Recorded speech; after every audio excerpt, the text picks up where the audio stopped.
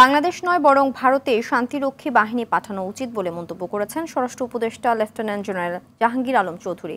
সকালে নারায়ণগঞ্জের রূপগঞ্জে Purbachal fire service ও civil defence multipurpose training গ্রাউন্ডে আয়োজিত আন্তর্জাতিক ভলান্টিয়ার দিবসের উদ্বোধনী অনুষ্ঠানে তিনি এ মন্তব্য করেন।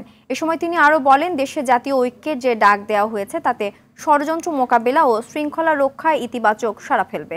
এছাড়া ভারতের মিডিয়াগুলো বাংলাদেশ নিয়ে মিথ্যা অপপ্রচার চালাচ্ছে বলেও অভিযোগ করেন তিনি।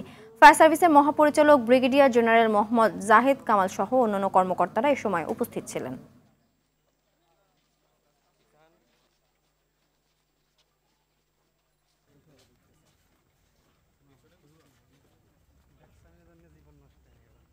ভারতীয় মিডিয়া অপপ্রচার চালাচ্ছে, এরা বাংলাদেশ সম্বন্ধে অপপ্রচার চালাচ্ছে।